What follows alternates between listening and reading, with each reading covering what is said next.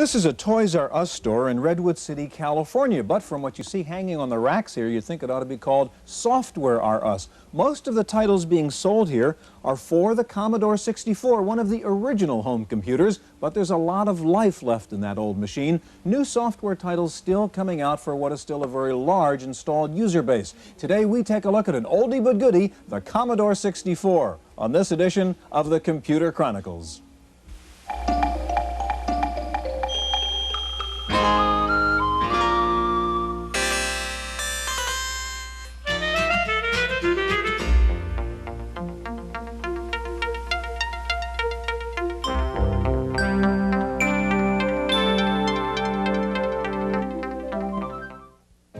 The Computer Chronicles is made possible in part by McGraw-Hill, publishers of Byte magazine, and BIX, the Byte Information Exchange.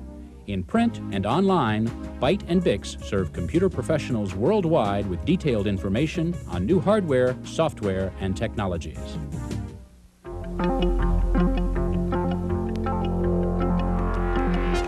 Welcome to the Computer Chronicles. I'm Stewart Cheifet. This is Gary Kildall. And Gary, I'm playing this new game from Spectrum Holobyte called Tetris.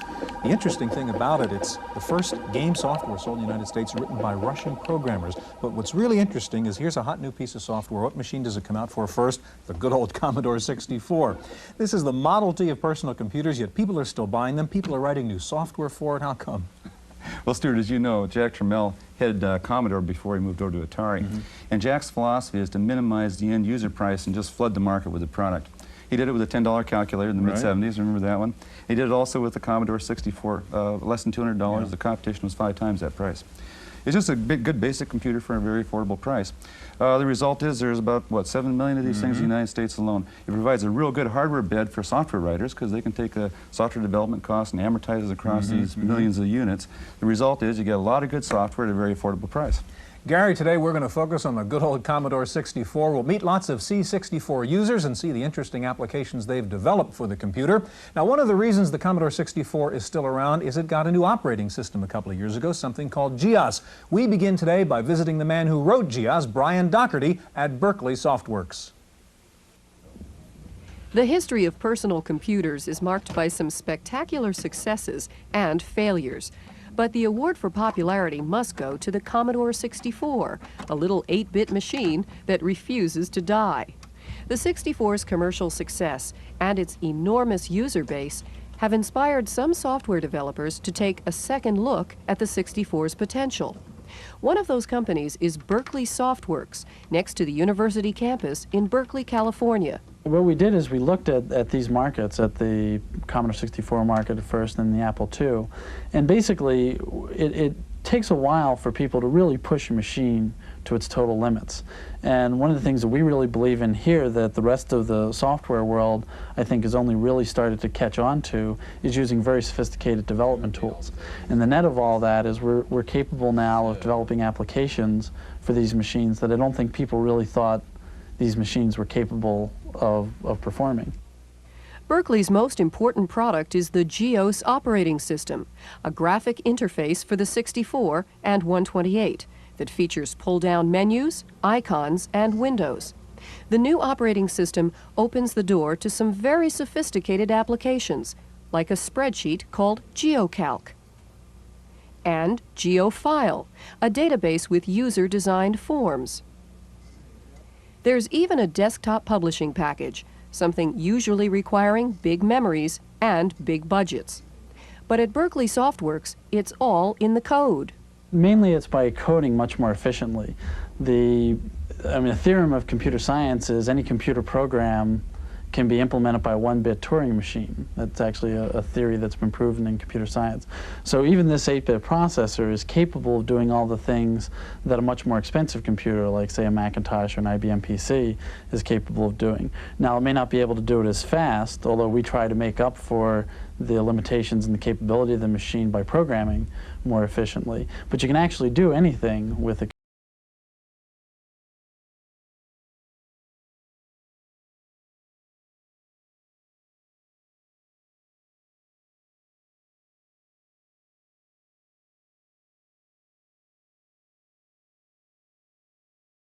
of the Diablo Valley Commodore 64 Users Group, and next to Lucy is Mike Dunsmore, a member of the Commodore Owners of the Peninsula. Gary. Mike, the Commodore Users Groups, they principally C64 users, or what's the composition? There are some user groups that are just Commodore 64s, and there might be some that have a Amiga and 64. Now, you communicate through bulletin boards over modems, is that correct? Yeah, there's about 2 or 3 bulletin board or BBSs I log on. Are those bulletin boards run by C64 sometimes, or not?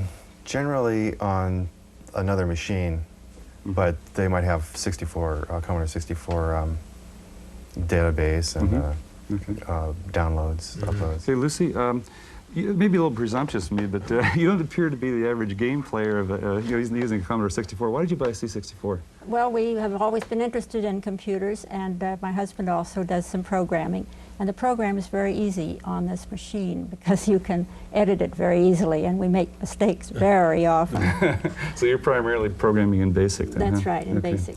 Now, you have a program that you wrote that helps you make sweaters, is that correct? That, well, it helps me to chart them. The making is something else. Okay. Can you tell us a little bit about it? Yes, this is an interactive program, and as you run through the program, it asks you what style you would like. And you have to have one thing before you start, which is the number of stitches per inch and the number of rows per inch, which you get from a swatch like this. All right, we've already decided that we're going to make a jacket and that we're going to have a knit-on band that is knit right in one with a sweater. And so we're going to have it in ribbing. And now we have to decide if we want a V-neck. I think we'll select a V-neck today. And we're going to put the neckband right in one with the front band, so it's a little faster. So the program leads you through this series It leads you through the whole thing. Then what kind of sleeve do you want? Well, let's take no sleeve for this. Well, let's have a raglan sleeve. Then it asks, do you want long or short? And it will go on with this sort of thing. Do you want a fitted sleeve or straight sleeve? And it goes on through all the questions. Then it will program. Yeah, what do you end up with? Show us Yes, the printout. it will do this on the screen also, but it will end up with something like this, which I guess is this what you'd like to see? Yeah. Yes. Now this prints out, this prints out all the directions for a sweater very similar to the one that I have on. And the one you're wearing, you designed using your own program. Yes, that's right. That's great. I'm going to turn to Mike now. If you could slide the computer over to Mike. And Mike, you've been using the C64 to do some kind of artwork. Tell me what you do. Yeah, I've made a few pictures, screens. For what particular purpose? Well, just to make a picture, or sometimes I would put them in it would be a title screen for a program I was working on, or for a menu. And you use the C64 plus what else? KoalaPad. And what kind of software? There's a KoalaPad, The a Koala KoalaPad Painter. software itself. Yeah. Okay, can you show us some of the things you do with KoalaPad? Sure, let me load this Koala Painter in. Okay, have the menu here. What you would do is you could catalog the disk from that icon. You could save, get, or name and save, so we can just click on the get. Okay, suppose we wanted to look at Wacko, say. Okay, so we click on get and go up to Wacko, press the button. I already have it loaded. Okay. This is the picture. Okay, that's pretty good. And that is what? What did you create this for? This was for a bulletin board that I knew the guy that was running it, and he wanted to... The Wacko World board. Yeah, the Wacko World, yeah. Okay, can you pull up something else you're in the middle of working on? Sure, just go to swap here, hit that. This is for a program, a menu program. All you would see is this screen here, and I could press A, B, C, D, F, G. Suppose you wanted to add some artwork to that screen now. How would you do that? Okay, there's a part down the bottom I'm still working on. Go to zoom here, put the window down here, and touch up these letters, select a color. So I want to get rid of that green line. I just do it pixel by pixel, or I could drag the pointer across. And then you could just paint a graphic in that little space on the right if you wanted to, or Yeah. anything you want to do there, huh? This really, it's time consuming. Yeah. Well, one of the interesting things is that this is a video, composite video, same as your little camcorders and so forth, so you could actually make titles and all sorts of things for your home videos. And the interesting thing, I guess, Mike, I mean, you have your sort of graphics design station here for an investment of probably well under $400 compared to some of the expensive systems we've seen here Well before. under that. Okay, Lucy and Mike, thank you very much. As we've seen, users groups have been a very important element of the success of the Commodore 64. We asked Wendy Woods to go visit a users group meeting in Foster City, California, and here's her report. If you buy for price, you don't always get good service. And that's especially true for Commodore 64 and 128 owners whose low-cost machines get no support from the mass merchandisers who sell them. Enter the Commodore Users Group, like this one in Foster City, California, where people like Ralph Hornbrook try out programs, trade tips, and just plain get the help that they need.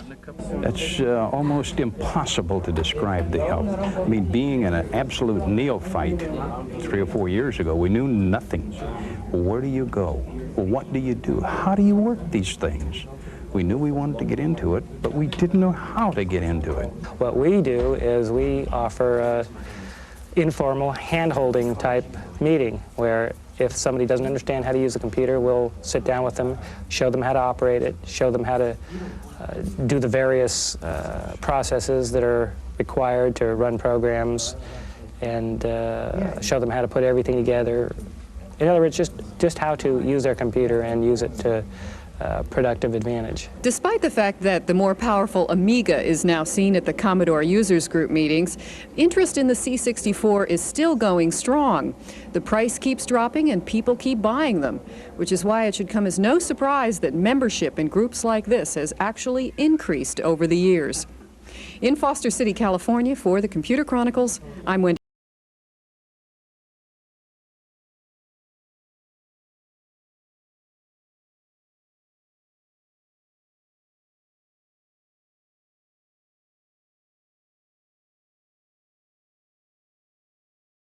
Now is Malcolm Lowe with the Commodore West Users Group, and next to Malcolm is Kelly Flock with Electronic Arts.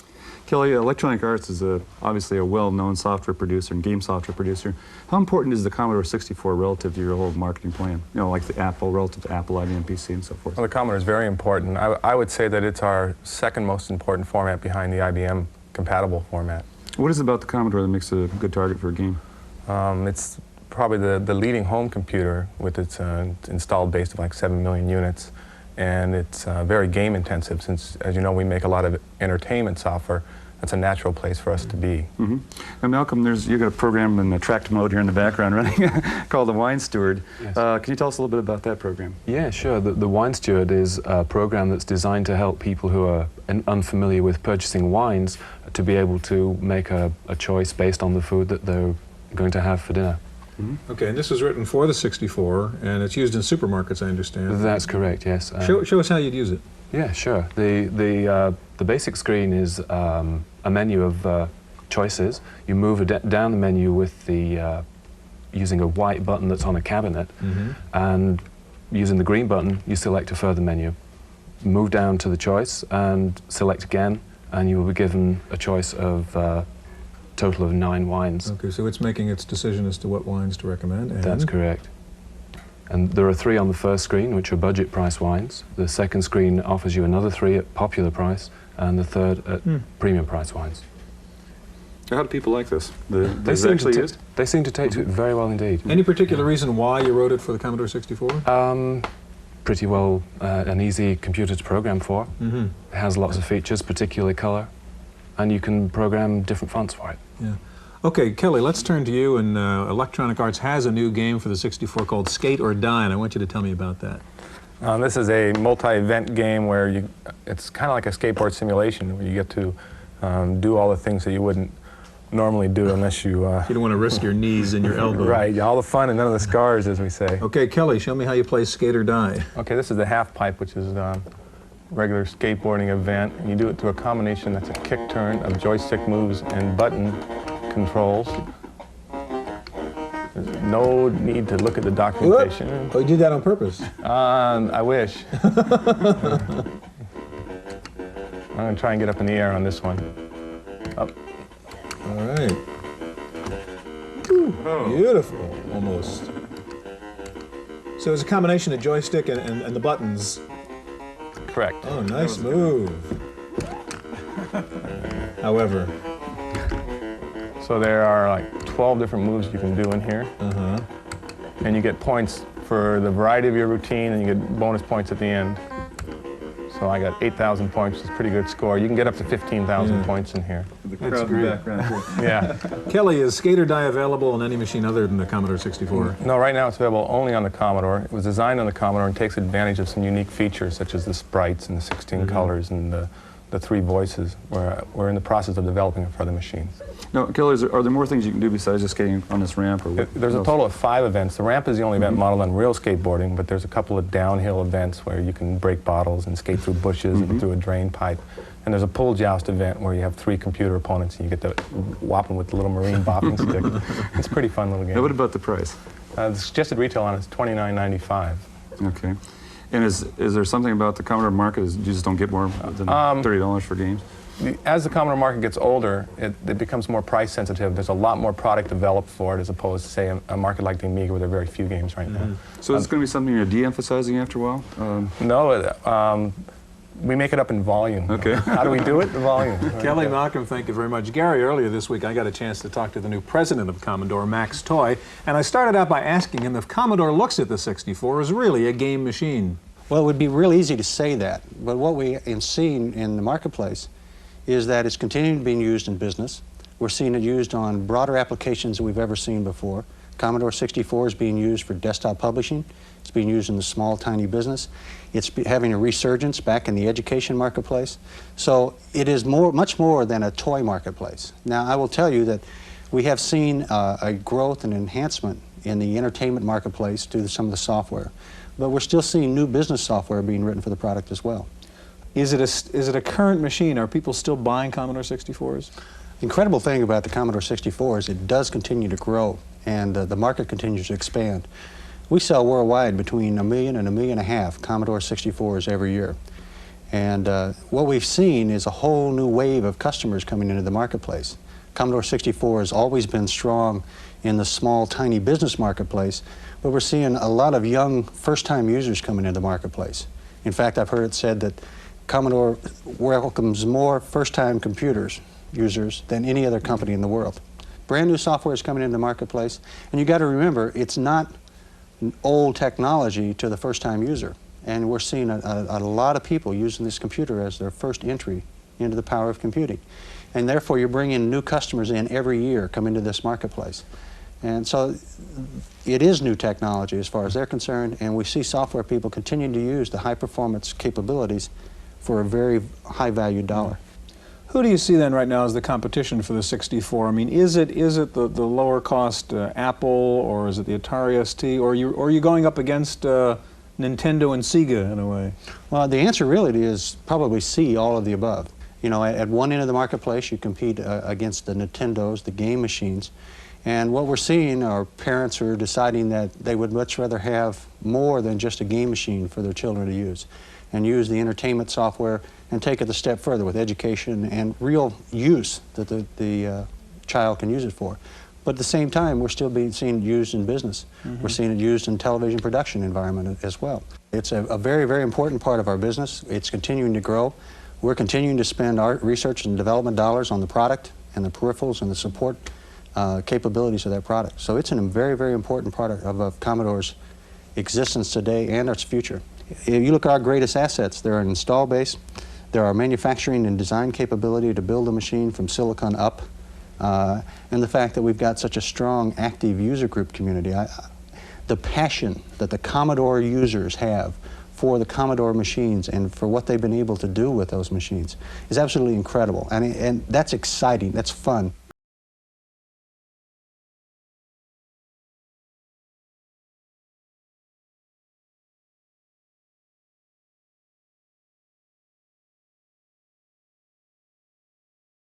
Commodore 64 user from Pacifica, California, and behind Bill Gary is a table full of synthesizers, all hooked up to a 64. Bill, you're a very accomplished musician. What is it about the Commodore 64 that makes it a good music computer? Number one, it's very inexpensive. The other thing is the SID chip, and that's the sound interface device. Okay, what does the SID chip do? Well, it makes sound. It has 3 musicians in it, you could say. And these 3 musicians can play individual notes separate, or they can play them simultaneously. We can have a flute and a bass and a violin playing all at the same time. Okay, and then you can experiment with the different sounds and mix them and so forth. I can study the attack, delay, and sustain and release. Okay. Now you've got some software in here, some composition software called Master Composer, is it? Uh-huh. Show us how that works using the SID chip, Bill. Well, here you can see I already entered a few notes. Let me Okay. go over here. And I have 3 voices. I've got my musician number 2 here. And you see I have some rest up there. So I have about, I would say I have 16 positions that I can Okay, and if you wanted to go ahead now and listen to that music, you would just put in there. And this is using only a SID chip, right? Right. No synthesizers. Right? No, just the Commodore. Okay. Power. Okay, you want to listen to? Yeah. All right. And it's showing the notes that it's playing as it goes on, huh? And that's all just coming out of the 64. As they're playing. That's all coming out of the 64. No help. And they're the notes you had entered before. This is a little piece of music you wrote in there. Okay, can we turn that off just a second? And I want to ask you now to give us the whole ball game here and hook up all your synthesizers and see if the 64 can handle all of that. So what do we do to do that? Okay, first of all, I have the MIDI interface hooked to the Commodore, hooked up with the Commodore. And from the MIDI interface, I go through my MIDI through box, which we can see. And from that, I'm hooked up to 1, 2, 3 keyboards, which all are multi-channels. And I have about 14 channels, or tracks. A musician would think of them as tracks, different tracks running. Then we have the drum machine, and we have a sound generator over there, which gives me about 16 tracks. And what's the software that's controlling all this? The software is Dr. T's software, and it's a very powerful software. You can record with this just like you're recording in a studio, like they said, take 1 and you play. Or you can insert the notes from... okay, how about take 1? Let's hear what it sounds like. Yes, take 1, say, okay. Tell us what you're doing.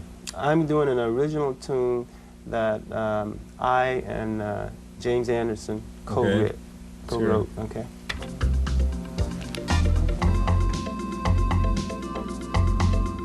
That's pretty darn good. Yeah, that's what it is. Now, let me ask you. You're a musician. What's the pleasure of working with something like the C64? You had told us before you were thinking about getting out of the music business, but now you're back in it. Well, the pleasure is I don't have to have a lot of musicians to rehearse with. I don't have to tell them play my music simple. I want, and I've got a drummer that this crazy machine will just play all day long. And most of the time I would wear musicians out. I like to rehearse. And these guys say, well, I'm tired. So as a composer and as a musician, you have more control now. I have more control. With pretty little investment, as you said. Oh, it's a very cheap investment. Thanks so much for being here, Bill. That's our look at the Commodore 64. Hope we'll see you here again next week on the Computer Chronicles.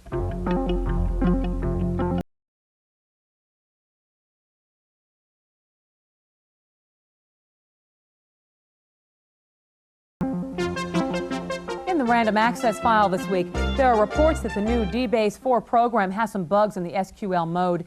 Byte Magazine's Microbyte service and a company called Quadbase have both reported that responses to SQL query statements can lead to incorrect reports on the number of records or to an internal error message that prevents the execution of the query. Ashton Tate says it is investigating the reports. The Inver virus, which attacked the Macintosh community several months ago, has been discovered on a Mac CD-ROM disk of public domain software. The virus infected 7 files on the disk, including a HyperCard stack and Stuffit. The disk is called the Mega ROM, and it's produced by Quantum Leap Technology.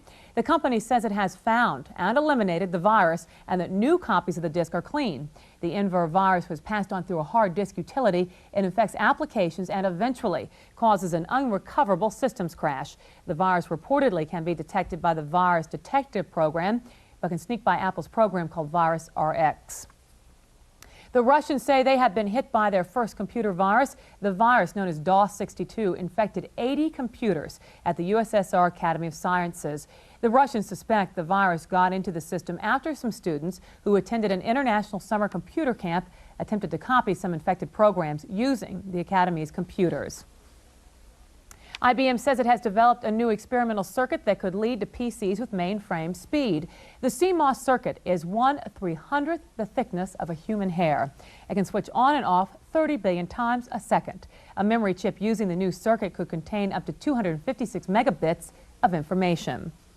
Time for this week's software review. Here's Paul Schindler.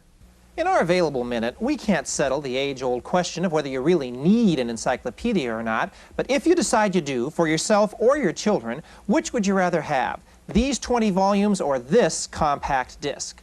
This is the electronic encyclopedia, and it contains all the text from the academic American encyclopedia. That's 9 million words, 30,000 entries, 60 megabytes of data. You can pay $1 a minute to access this encyclopedia online via Dow Jones, or you pay $300 once and have this in your home.